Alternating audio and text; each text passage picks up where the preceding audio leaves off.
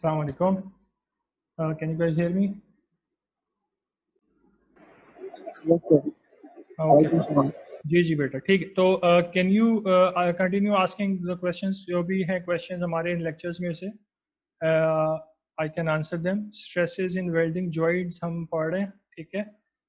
और इसके अंदर what we are doing basically is कि अभी हमने simple butt joint, fillet weld और वेल्ड्स इन टॉर्जन को हमने स्टडी किया. एंड उसके बाद हमने स्ट्रेंथ के ऊपर मूव होना है अगले पार्ट में. And we'll end with that. तो प्रॉब्ली थर्सडे के जो 3 लेक्चर अपलोड होंगे उसमें we'll end it. What I am planning to do is Thursday को मैं एक लेक्चर होल्ड कर लूँगा और न्यूमेरिकल्स के लिए मैं एक क्लास जो है वो लाइव लूँगा, जिसमें हम एंड ऑफ चैप्टर प्रॉब्लम्स कुछ लाइव सेशन में कर लेंगे. That would probably help. तो अभी जो चीज़ हमने की हुई है ऑलरेडी स्ट्रेसेस के पार्ट में से, if you guys have any questions please ask. Videos देखी भी नहीं है, बहुत कम लोगों ने वीडियोस देखी हैं. 7 व्यूज़ 8 व्यूज़ इस तरह के व्यूज़ हैं पूरे. तो विच मीन्स के पीपल हैवंट वॉच्ड इट. कोशिश करो देख लो, अभी भी टाइम है ये टॉपिक रिकवर करने का. अभी शुरू ही हुआ है, 4 लेक्चर हुए हैं, 3 लेक्चर और लगेंगे इसके, देन विल एंड इट. ठीक है. तो फैजान यू वांट बोलो बेटा. सबसे लोड बहुत ज़्यादा था. मॉन्स का सामने की सकता और कोई सिखाया है. अच्छा, तो तुम लोगों ने देखा नहीं है क्या अभी तक लेक्चर्स?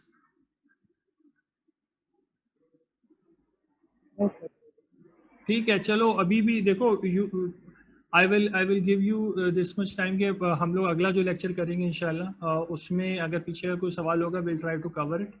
मैं अभी ये करता हूँ कि मैं क्विकली स्किम थ्रू कर देता हूँ, तो तुम लोगों को थोड़ा सा आइडिया हो जाए कि क्या टॉपिक है, ताकि तुम लोग जब डिटेल में लेक्चर देखो तो you will have an idea कि तुमने क्या एक्सपेक्ट करना है. ठीक है. तो मैं बहुत ज़्यादा ज़ाहिर है 3 लेक्चर्स पूरे तो इस वक्त लाइव नहीं ले सकता, but what I am going to do, since तुम लोगों ने अभी तक देखा नहीं, सिर्फ for this lecture don't make it a practice please. ठीक है. तो क्योंकि मैंने अच्छा खासा टाइम लगा के लेक्चर्स प्रिपेयर करके वीडियो अपलोड किए, तो प्लीज़ डू वॉच देम. लेकिन मैं भी ये करता हूँ, मैं तुम लोग को थोड़ा सा रिवाइज करा देता हूँ ताकि तुम लोग जो है वो प्रिपेयर हो जाओ जब तुम लोग वीडियोस देखो उसके लिए. अच्छा, तो द आइडिया. जी जी बेटा हसन पूछो.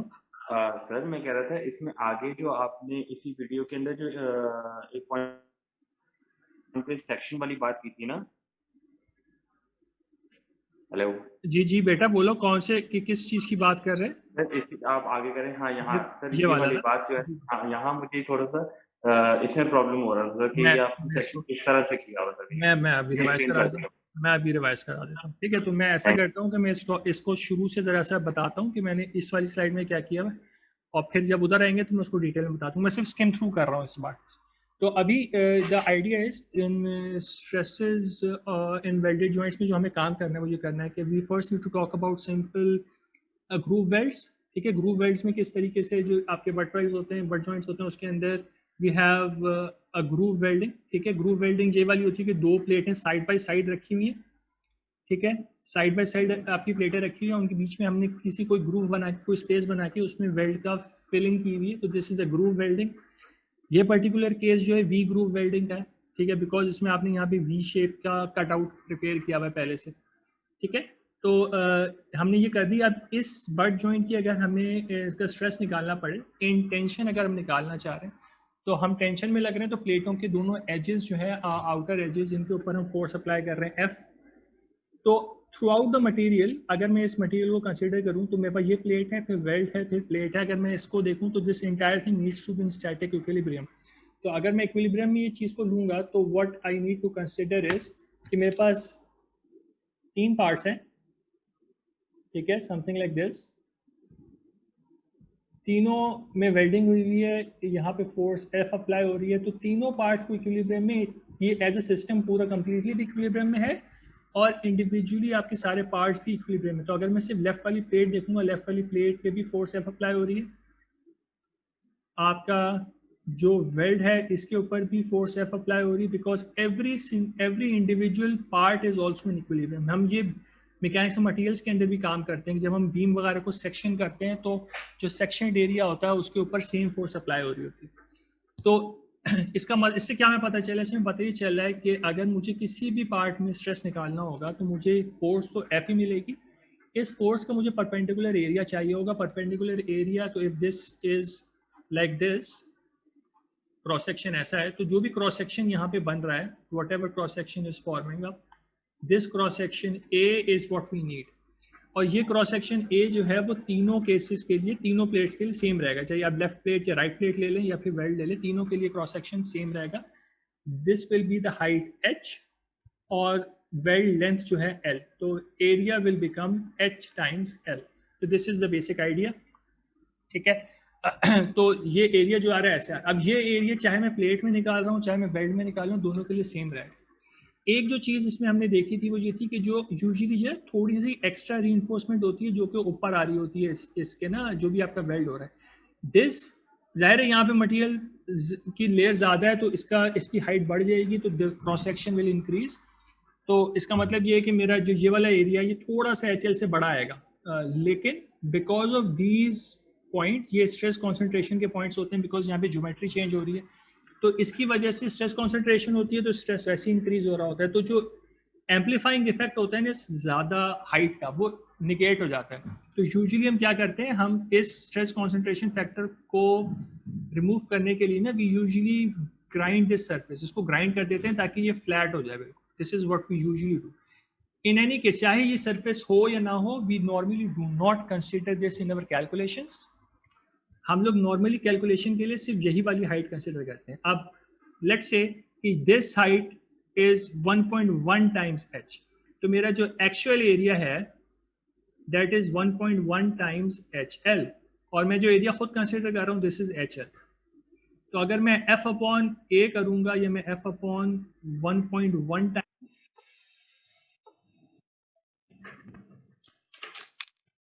Can you guys hear me? Hello hello,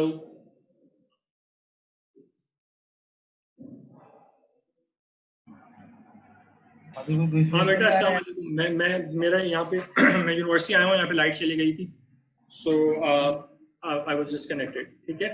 तो आई विल कंटिन्यू, ठीक है। मेरी आवाज आ रही है ना सबको?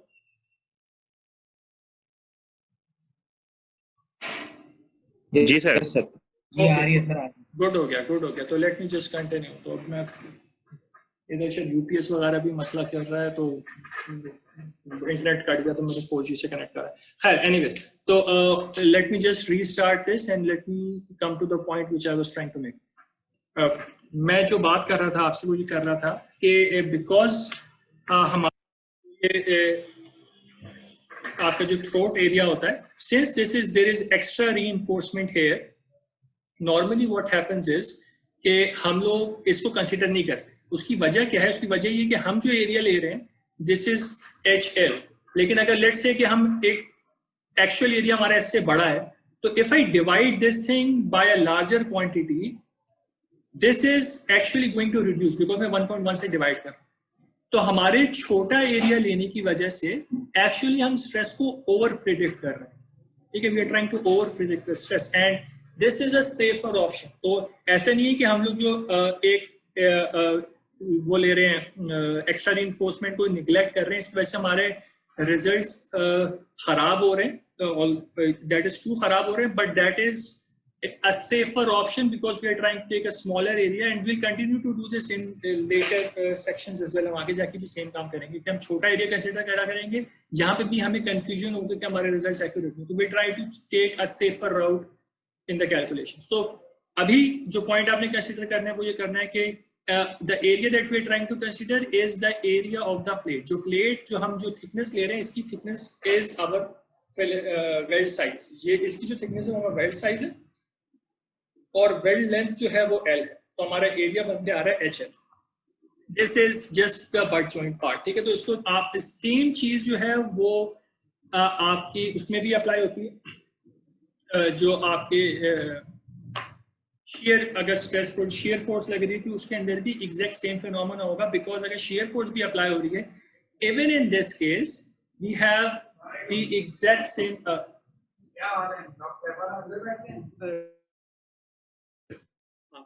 जी। So even if I take a shear force, the area that is applicable is still the same. ठीक है, क्योंकि जब भी अगर आपके पास कोई भी ब्लॉक हो, if I have something like this, if I apply a force here F, this force, and if I have a shear force Fs, this force, the area applicable is the same here. तो चाहे इस जो मेरे यहाँ पे area बन रहा होगा इसके ऊपर चाहे मैं shear force अप्लाई करूँ या फिर मैं नॉर्मल फोर्स अप्लाई करूँ, in both cases I am going to take the exact same area which is HL. तो जो butt joint वाला part है, this is relatively straightforward, बहुत easily solve हो सकता है. In the next set of lectures जो मैं अपलोड करूँगा उसमें हम इस stress को strength के साथ भी relate करेंगे, तो we should be able to calculate these stresses very very fast. ठीक, इसको प्लीज देख लीजिएगा. उसके बाद जो हमने नेक्स्ट केस देखा है, दिस इज ऑलरेडी अपलोडेड, तो you also need to watch this. वो ये था कि what if we do not have a simple case like a butt joint. तो अगर मेरे पास ट्रांसवर्स फिलेट वेल्ड हो या फिर लैप वेल्ड हो या सेंट्रू को ऐसी कंडीशन हो जिसमें मुझे फिलेट वेल्डिंग करनी पड़ती, तो जब मैं फिलेट वेल्डिंग करूंगा, फिलेट वेल्ड इनहेरेंटली जो है ना शेयर प्रोड्यूस करता है, because we do not have a simple case like this. ऐसा केस नहीं हमारे पास. We have two surfaces, मेरा यहाँ से भी एक पार्ट वेल्ड हुआ है और एक पार्ट यहाँ से वेल्ड हुआ है, तो whatever happens मेरे केस में शेयर ही प्रोड्यूस हो रहा है. Even if I pull it like this, इस सरफेस के ऊपर मेरे पास फोर्स जो लग रही होगी वो इस तरीके से लग रही है. This fillet weld will always go in shear. This we need to remember. जब भी fillet weld आएगा तो हम shear stress की बात करेंगे, नॉर्मल स्ट्रेस की बात नहीं करेंगे. ठीक है, इसके लिए एक पूरी डेवलपमेंट है, उसके मैं अभी इसी एक चीज को मैंने रिवाइज कराने में मैं करा देता हूँ. मुझसे क्वेश्चन पूछा था हसन ने, तो व्हाट दैट इज कि हमने करना ये है कि first of all we need to see कि इसके ऊपर किस तरह के स्ट्रेसेस प्रोड्यूस हो रहे हैं. तो हमारी इनिशियल एजम्पशन ये है कि हम कह रहे हैं कि अब जब भी फोर्स लगेगी तो इसमें अगर मैं कोई भी रैंडम प्लेन ले लूँ उसके ऊपर we need to consider normal as well as shear stress, and then later on we are going to reduce this to shear stress only. ठीक है, हम आगे जाके इसको खाली shear stress में कन्वर्ट कर देंगे.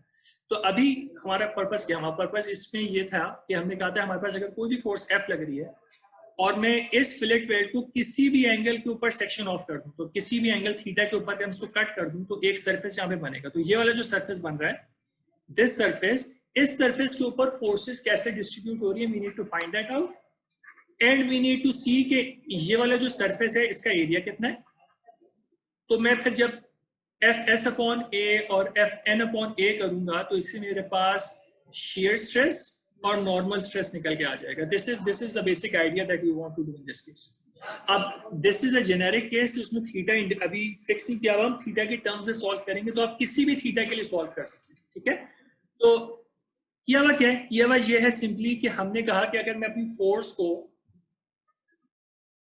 एक एंगल थीटा के ऊपर डिवाइड करूं तो what is going to happen. अब इसमें ये एंगल थीटा कैसे आ गया, मैंने तो एंगल ये वाला थीटा लिया था, तो उसके लिए what we need to consider that if we have to let's say perpendicular sides और मेरे पास एक और साइड आ जाती है, लेट्स कॉल दिस x1, और x और x1 के बीच में एंगल थीटा है, तो अगर x का जो परपेंडिकुलर है इसका x1 के परपेंडिकुलर के साथ भी सेम एंगल होगा. तो this you need to remember कि अगर एक सेट ऑफ लाइंस के बीच में कोई एंगल थीटा है तो इन दोनों लाइन के जो परपेंडिकुलर्स होंगे उनके बीच में भी सेम एंगल हो. ठीक है, तो हमने यहाँ पे किस चीज के बीच में एंगल निकाला था, हमने कहा था let's say this is y axis and this is your x axis. तो y एक्सिस और बल्कि इन्होंने x y को कहा, तो let's call this y1 and x1. y1 और x के बीच में जो एंगल है दैट इज थीटा. तो अगर मैं यहाँ पे x1 और y के बीच में एंगल निकालूंगा, this angle is also going to be theta. तो this is what is happening in this case. सही है, तो हमने इस केस को यहाँ पे ड्रॉ भी कर दिया. तो फोर्स हमारे पास जो थी दैट इज F, एक कॉम्पोनेंट आ रहा है Fn, एक कॉम्पोनेंट आ रहा है Fs. तो एंगल के साथ वाली side is cos and angle के सामने वाली साइड इज sin. तो Fs becomes F sin theta and Fn becomes F cos theta. एक तो ये वाली बात हो कि हमने फोर्स के दो कंपोनेंट्स बना दिए. दूसरा काम जो हमने करना था इस केस में मुझे था कि हमने कहा कि हमें ये एरिया भी निकालना पड़ेगा. क्योंकि हमें अगर स्ट्रेस निकालना है तो हमें फोर्स के साथ साथ एरिया भी निकालना है. अब एरिया निकालने के लिए वो what area are we talking about? We are talking about this area here. अगर मैं इस चीज को एक्सटेंड कर दूं थर्ड डायमेंशन के अंदर, let's say something like this, might not be very accurate but I am talking about this area, सही है, इस एरिया की बात कर।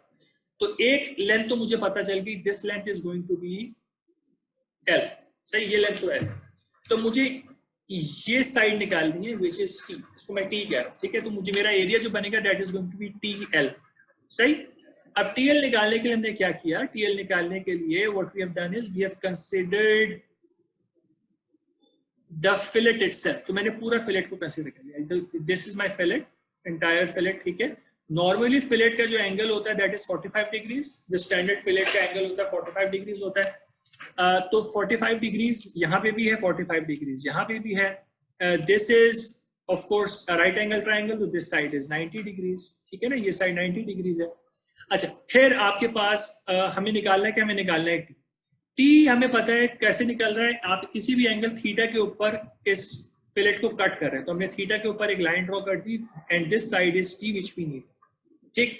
तो हमें इसको सॉल्व करने के लिए what we need to do, हमें जो ये ऊपर वाला ट्राइंगल बन रहा है ना, दिस ट्राइंगल हियर, इस पे साइन लॉ अप्लाई करना है। तो साइन लॉ इज, अगर if I have something like this, so this is A B C, A के सामने वाली साइड को अल्फा कह देते हैं, सी के सामने साइड गामा कह देते हैं, बी के सामने वाली साइड को बीटा कह देते हैं। तो it is A upon sine alpha is equals to B upon sine beta equals to C upon sine gamma. This is the sine law, ठीक है। तो हमने ये साइन लॉ अप्लाई किया, we want to calculate T, ठीक है। तो अब हम अगर अपने वाले केस को देखेंगे तो हमें क्या पता है, अपने वाले केस में हमें ये पता है कि टी के सामने वाला एंगल इज 45 और एक एंगल थीटा, हमारे केस में थीटा के सामने वाली साइड ये है, ये हमें साइड नहीं पता, we don't know what this size is, ठीक है। हमें क्या पता है, हमें ये साइड पता है एच हमें पता है, because this is the fillet size, ये स्पेसिफाइड होता है, ठीक है, फिलेट का साइज स्पेसिफाइड है।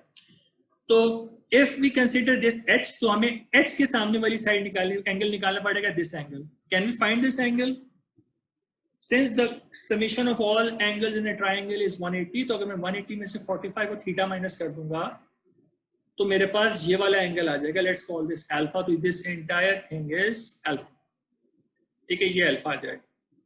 तो हमने ये अप्रोच सिंपली लगाई है, t divide by sin 45 equals to h divided by sin alpha, which this is. फिर हमने 180 माइनस 45 को 135 बना दिया, इसको sin अल्फा माइनस बीटा के फॉर्मूले से ओपन किया। जब इसको ओपन करेंगे, यहाँ पे भी 1/√2 आ रहा था sin 45 cos 45 का, दोनों जगह पे सेम आ रहा है, तो √2 का हम उठा के ऊपर ले गए, ठीक है। तो वी गॉट दिस। अब इसको इससे इक्वेट कराना है, ठीक है। इससे इक्वेट जब हम कराएंगे तो sin 45 जो ऊपर जाएगा, sin 45 को उठा के दूसरी साइड पे ले जाएं, दिस बिकम्स 1/√2 हियर, इधर से हट जाएगा, √2 से √2 कैंसिल हो जाएगा। तो this is the approach that we are taking, ठीक है। I am going to just remove this thing now. When we do that, √2 से √2 कैंसिल हो गया, t becomes h divided by cos theta plus sin theta। तो यहाँ से हमारा h निकल के आ गया, which we just have written here, ठीक है। तो this is the t that we can use to calculate our area। Area हमारी force f sin theta, f cos theta थी। एरिया हमारा बन गया TL, t is h upon cos theta plus sin theta। अगर मैं दोनों side पे l divide multiply कर दूंगा, this will become my area। तो H L upon cos theta plus sine theta is my area. तो मैं इस एरिया से एफ एस और एफ एन को डिवाइड करा रहा हूं, तो I am going to get tau and I am going to get sigma. L जो है वो आपकी लेंथ कह लें या डेप्थ कह लें वेल्ड की, वो है। अब किसी भी एंगल के ऊपर वॉन मैसेज स्ट्रेस निकालना चाहिए, वॉन मैसेज स्ट्रेस का हमें फॉर्मूला पता है, ठीक है, ये वी टॉक्ड अबाउट दिस। पहले हमारे केस में, बोर्ड के केस में चीजें थोड़ी सी डिफिकल्ट थी ज्यादा, अब हमारे केस में चीजें आसान हो गई। उधर हमारे पास 3 डिफरेंट स्ट्रेस है, दो हमारे पास नॉर्मल स्ट्रेसेस थे और एक शेयर स्ट्रेस था।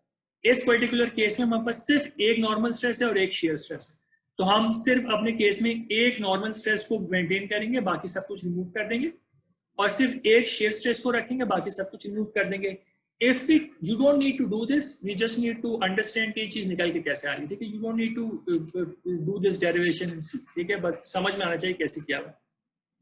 We plug everything in and we find out कि हमारे पास sigma square plus 3 tau square is का under root becomes your von Mises stress।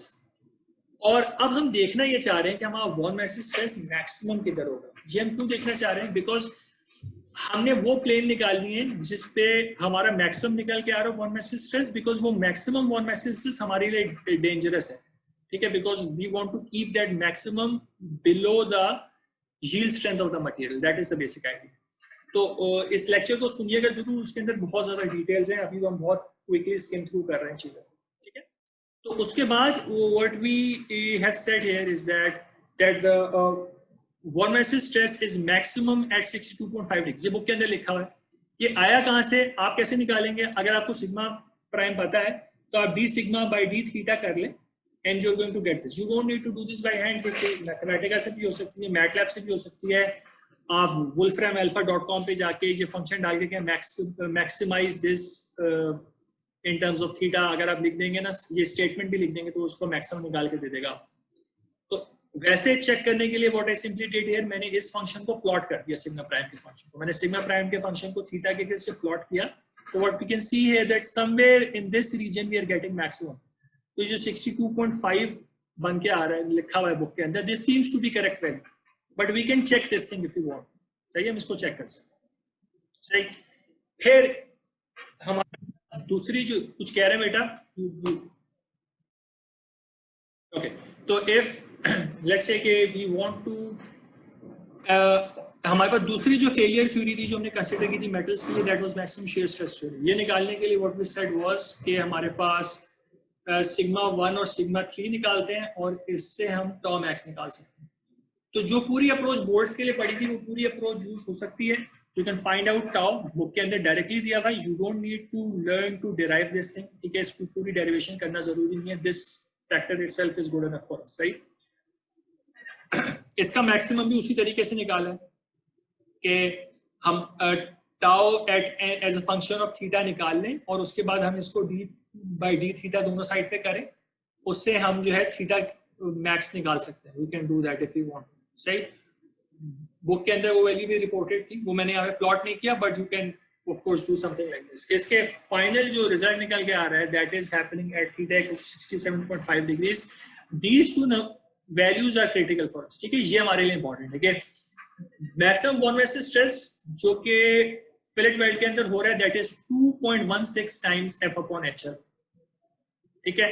If you remember हमारे बट जॉइंट के अंदर it was simply F upon HL, तो fillet weld के अंदर दैट इज 2.16 टाइम्स, यानी 216% हो गया उसका ओरिजिनल वैल्यू का, 116% ज्यादा है, 116% ज्यादा हो गया। और शेयर स्ट्रेस जो है वो सॉरी उस केस या तो इस केस में हमारे पास जो शेयर स्ट्रेस आ रहा है that is also 20% more than the shear stress we calculated there.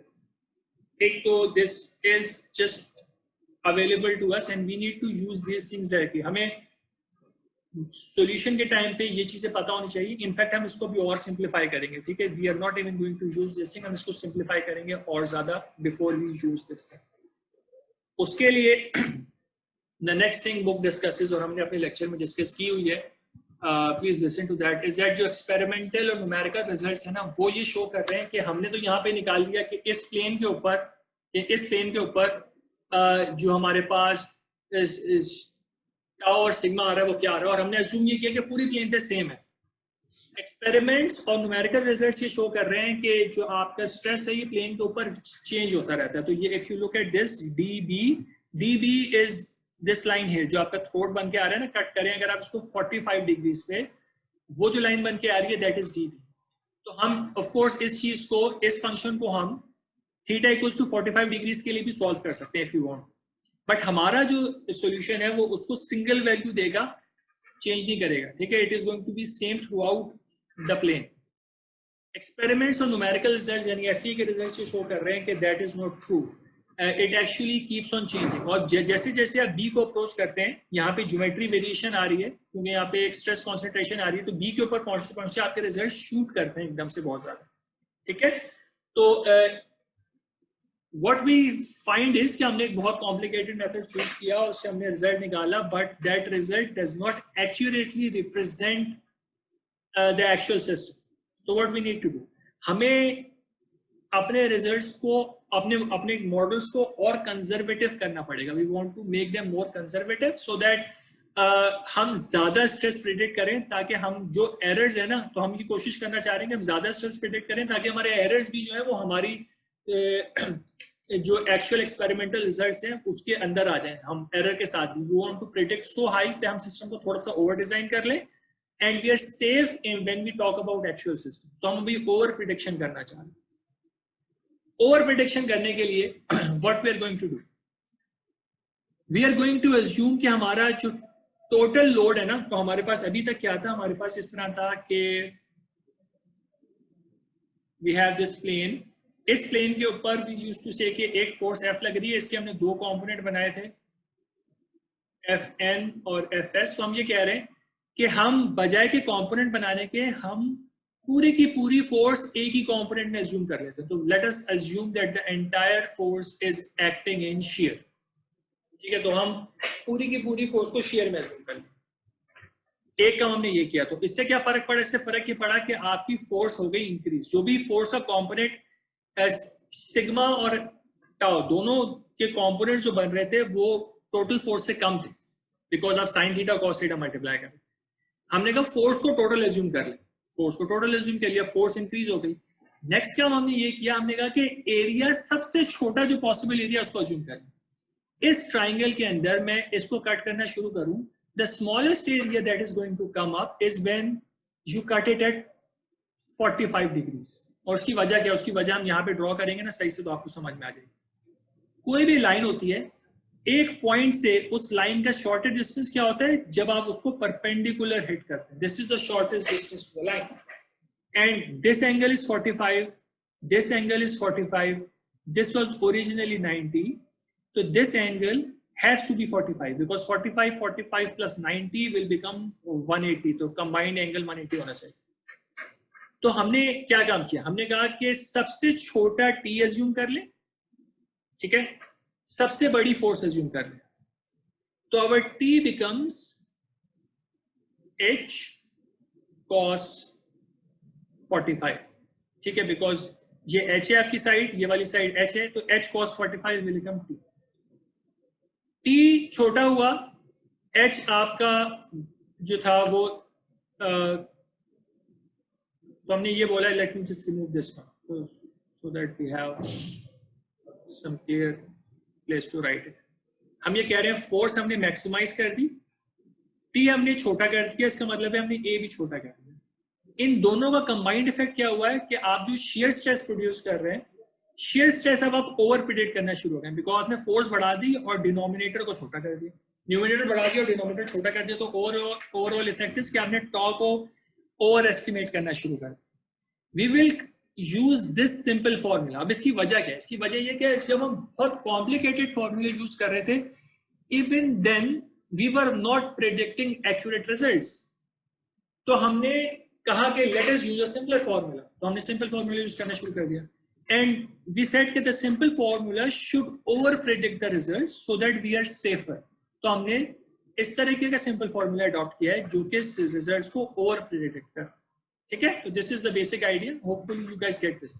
अब इसको हमने यहाँ पे और एक काम किया कि हमने इसको कंपेयर कराया है with what we did last time. तो ये हमारा shear stress है, ठीक है, this is our shear stress, and the shear stress that we predicted last time around was 1.207 F upon HL. ठीक है, तो remember this number 1.207 was old.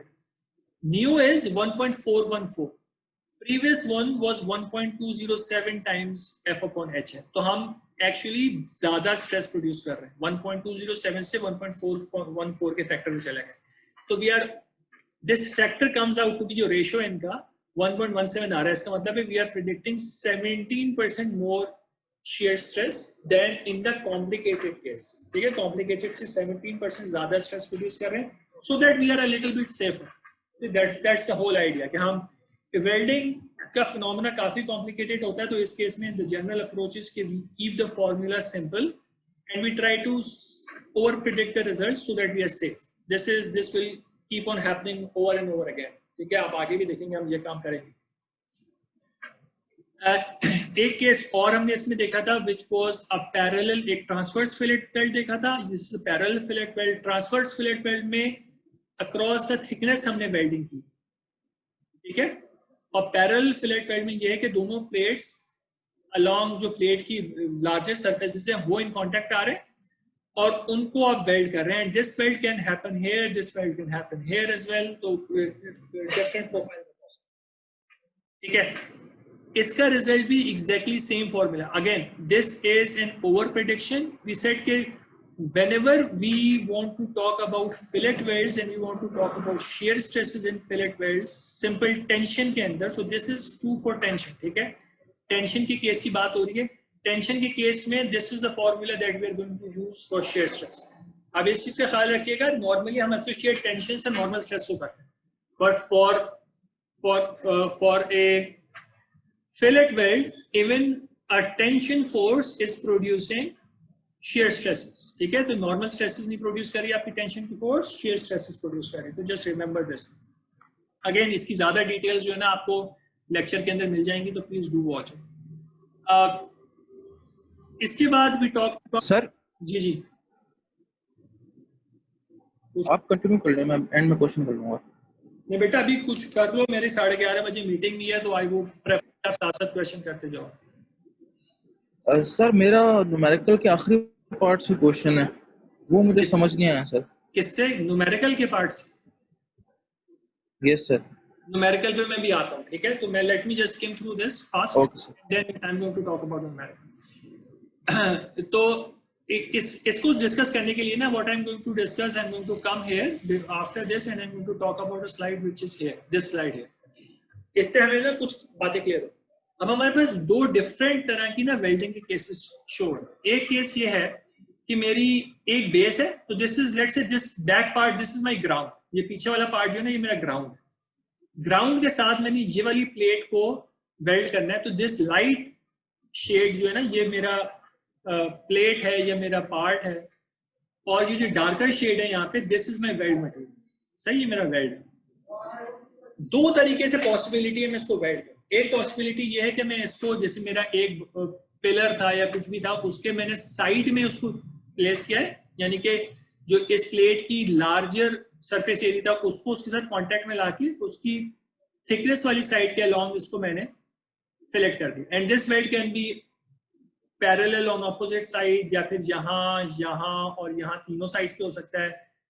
इस साइड पे पीछे की तरफ यहाँ पे भी हो सकता है। तो it can take many shapes, ठीक है। और उसकी भी I go back to just quickly revise that as well.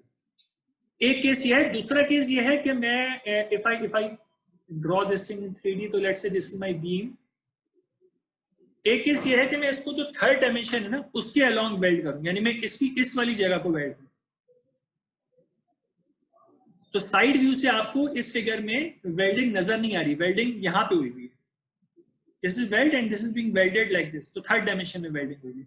तो उन्होंने वेल्डिंग को शो किया हुआ है यहाँ पे, इसका क्रॉस सेक्शन शुरू कर दिया। तो ये क्रॉस सेक्शन है, इसका क्रॉस सेक्शन में यहाँ पे वेल्डिंग इन्होंने कहा कि हुई है, and the welding is shown here. तो welding can not be seen here because of side view here.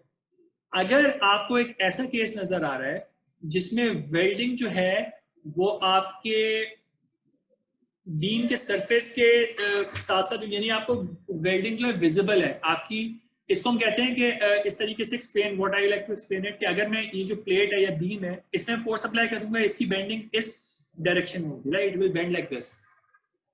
तो इसकी जो प्लेन ऑफ बेंडिंग है ना, दैट इज योर स्क्रीन। अगर मैं इसकी प्लेन में डिफाइन करूं बेंडिंग किस प्लेन में हो रही है, तो जो आपकी स्क्रीन है इस प्लेन में ये चीज बेंड हो रही है, तो it is bending something like this. This is the plane जिसके अंदर ये बेंडिंग हो रही है। अगर आपकी वेल्डिंग इसी प्लेन में हुई है, जैसे कि यहाँ पे हुई है, आपकी बेंडिंग भी जो है सेम प्लेन में हुई है ना, जो मैंने भी ब्लू कलर का रेक्टेंगल सा रफ से ड्रॉ किया, इसके अंदर ही वेल्डिंग भी हुई है। If you have a case like this, ये केस होता है टॉर्जन का।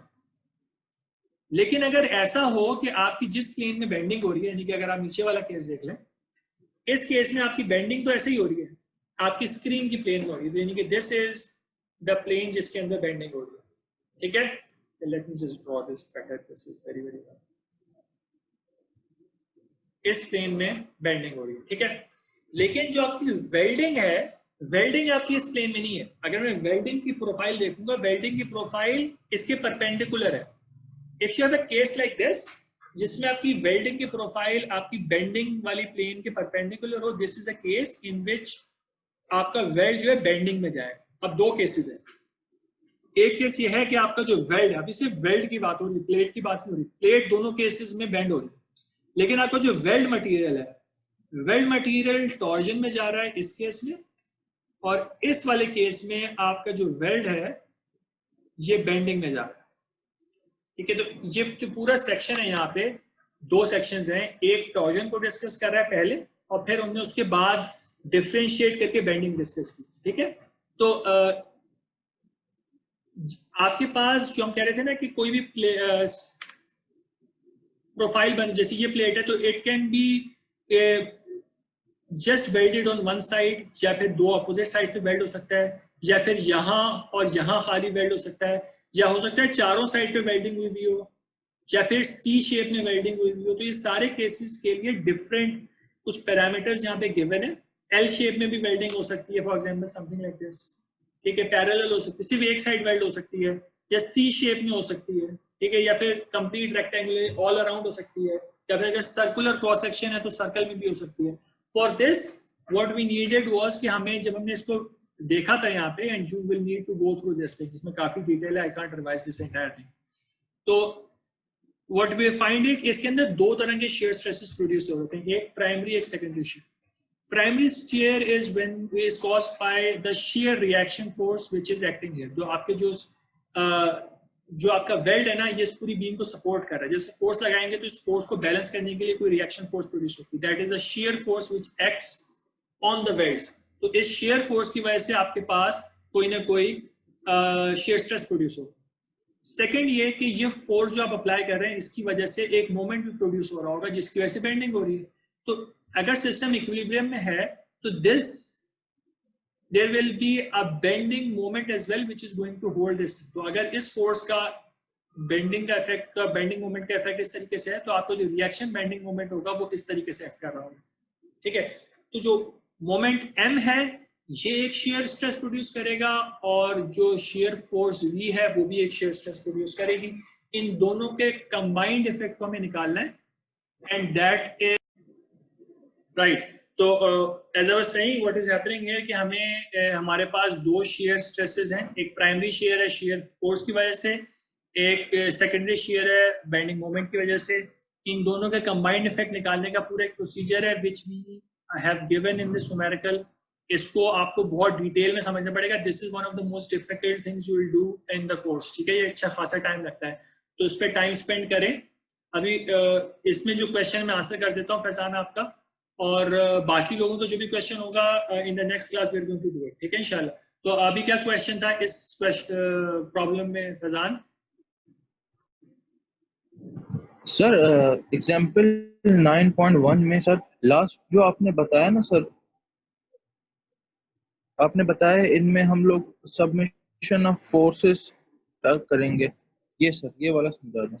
समेशन ऑफ शेयर स्ट्रेसेस है। ठीक है, असल में हो क्या है, हो ये रहा है कि आपके पास इसको, अब जाहिर है कि this will take time for people who have not seen the videos, this is going to be something difficult. तो क्विकली मैं बता देता हूँ कि हो क्या रहा है। हो ये रहा है कि हमारे पास एक चैनल है। ठीक है, तो ये चैनल शेप होती है, चैनल को इन्वर्ट करके यहाँ पे रखा हुआ है, इसके ऊपर दो प्लेट्स जो है ना, इस तरह की दो प्लेट्स हैं जो कि दोनों साइड पे वेल्ड हो रही है, तो ये प्लेट और ये प्लेट।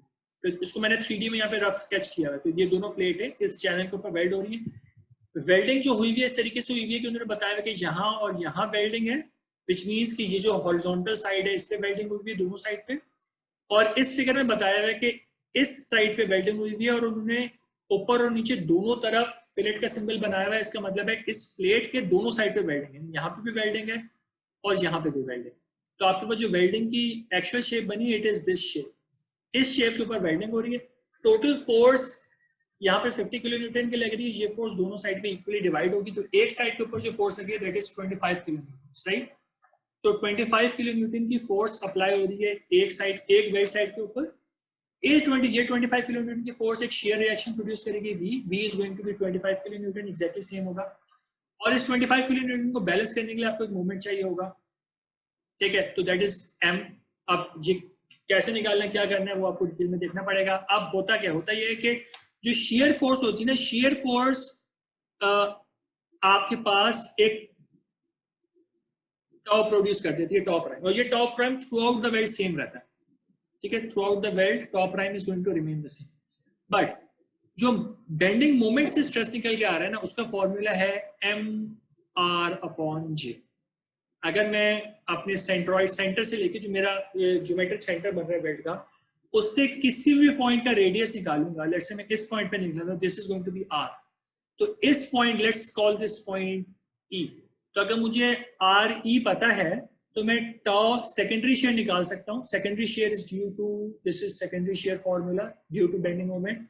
सेकेंडरी शेयर में निकाल सकता हूँ, मोमेंट सेम रहेगा, r चेंज हो जाएगा, सही है, r हर पॉइंट का चेंज हो रहा है, तो हर पॉइंट के ऊपर सेकेंडरी शेयर चेंज होता रहेगा, ठीक है। तो सेकेंडरी शेयर आपको हर पॉइंट पे दोबारा निकालना पड़ता है। तो हमारे पास जो भी इंपॉर्टेंट पॉइंट होते हैं वो आपके एजेस होते हैं, और यूजुअली सबसे इंपॉर्टेंट जो पॉइंट होता है वो पॉइंट होता है जहां पे रेडियस सबसे बड़ा होता है, ठीक है।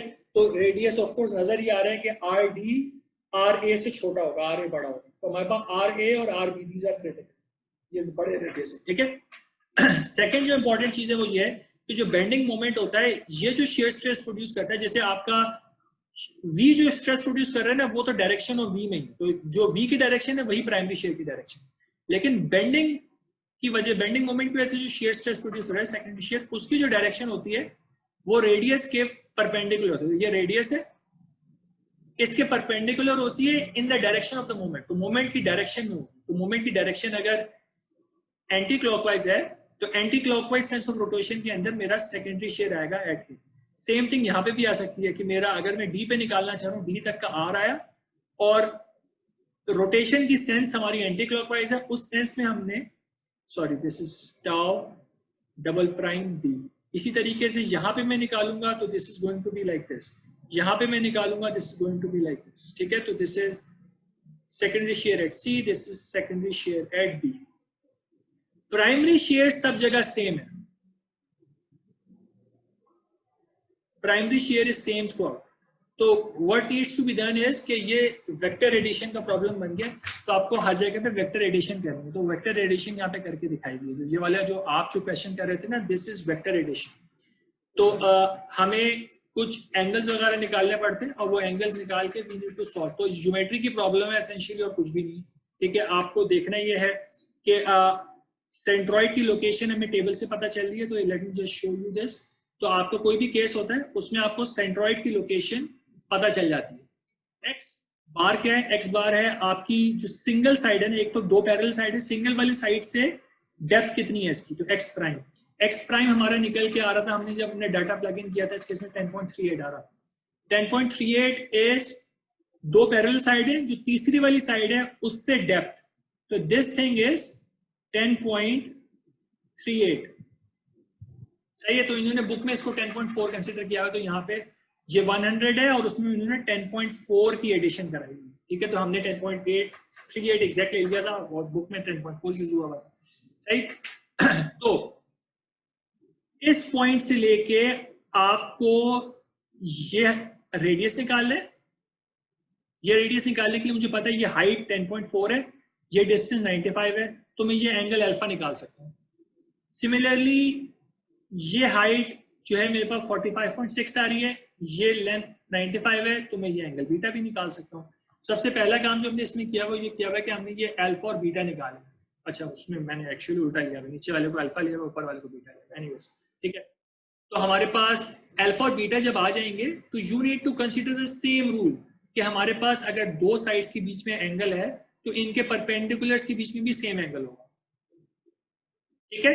तो मेरे पास हॉरिजॉन्टल लाइन और रेडियस के बीच में जो एंगल था वो बीटा था, सही। तो हॉरिजॉन्टल का परपेंडिकुलर हो गया वर्टिकल, ये वाली साइड, और रेडियस का परपेंडिकुलर हो गया secondary shear stress which is this side. This is perpendicular to R and this is perpendicular to X, सही है। तो इनके बीच में भी सेम एंगल होगा, ये वाली लॉजिक हमने अप्लाई की है यहाँ। तो वंस वी डू दिस, तो अब हमें क्या पता चलेगा क्या क्या मुझे ये पता चल गया कि ये एंगल बीटा है। प्राइमरी शेयर तो है ही हॉरिजॉन्टल, तो प्राइमरी शेयर को मुझे कुछ भी नहीं करना, प्राइमरी शेयर ऑलरेडी एक्स में है। लेकिन सेकेंडरी शेयर के दो कंपोनेंट बनेंगे, एक इसका हॉरिजॉन्टल कंपोनेंट बनेगा, एक इसका वर्टिकल कंपोनेंट बनेगा। हॉरिजॉन्टल कंपोनेंट को प्राइमरी शेयर के अंदर ऐड कराना है, ठीक है, और उसके साथ हमें क्या करना है, उसके साथ में हमें सेकेंडरी शेयर का अलग से कंपोनेंट लेना है। तो this is simply secondary shear. अगर मैं डी को देखूं ना, where is D, this is D. तो मैंने क्या किया, मेरा प्राइमरी शेयर आ रहा था 19.5, तो this is directly primary shear, this is primary share.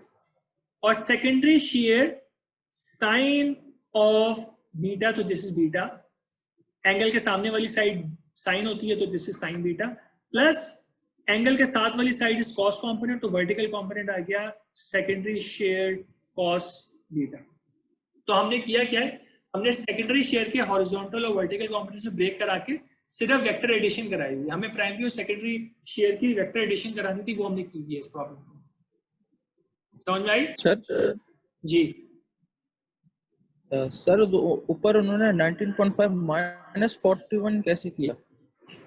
ए के ऊपर देखो, ए के ऊपर जो प्राइमरी शेयर है उसकी डायरेक्शन लेफ्ट की तरफ है, और जो सेकेंडरी शेयर है उसकी डायरेक्शन राइट की तरफ है। तो अगर आप वेक्टर एडिशन करा रहे हैं उस केस में तो डायरेक्शन इंपॉर्टेंट हो जाती है ना।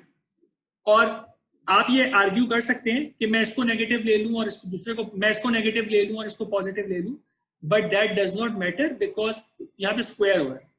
व्हाट मैटर्स इज कि ये दोनों जो है ना, प्राइमरी शेयर और सेकेंडरी शेयर का horizontal component which is this here, तो ये दो कंपोनेंट बन रहे हैं ना इसके, ये सेकेंडरी शेयर का हॉरिजॉन्टल कंपोनेंट है और ये सेकेंडरी शेयर का वर्टिकल कंपोनेंट। तो हमने प्राइमरी शेयर में सेकेंडरी शेयर का एक्स कंपोनेंट ऐड कराना था, but these are in opposite directions, तो यहाँ पे माइनस कराना पड़ेगा। इस वाले केस में डी के ऊपर इफ यू सी, डी के ऊपर क्या हो रहा है, primary shear is towards the left और सेकेंडरी शेयर का X component is also towards the left, तो दोनों को ऐड कराना। सही है? ठीक है सर, अब समझ आएगा। सही हो गया, गुड है बेटा। अच्छा, तो इस न्यूमेरिकल को देखिएगा, this numerical is actually very tricky, because ये जो है ना, ये छोटी छोटी चीजें होती हैं। फॉर एग्जांपल ये लेंथ, ये एग्जाम सडनली एग्जाम में आती है ना, ये लेंथ कैसे आ गई, ये लेंथ कुछ भी नहीं है, हमने सिर्फ 56 में से 10.4 को माइनस कराया हुआ है। But this small things when you, ये चीजें जो है ना आपको बुक में सिर्फ ये इंफॉर्मेशन दी हुई है, एक्चुअली प्रॉब्लम क्या है। आगे वाला स्कीमेटिक जो है, ये वाला स्कीमेटिक ये हमने खुद बनाया है, this won't be given in a problem अगर मैं नॉलेज। तो ये वाली लेंस वगैरह कैसे आ रही है, कैसे सॉल्व हो रहा है, ये चीजें आपको पता होनी चाहिए। सही। सेकेंडली टेबल के अंदर से हमें कैसे रीड करना है, फॉर एग्जाम्पल बी कौन सी साइड है, डी कौन सी साइड है, बी नजर आ रहा है वाली साइड है जो दो साइड्स, दो साइड है ना उनकी लेंथ दी है, और जो सिंगल साइड है उसकी साइड दी है।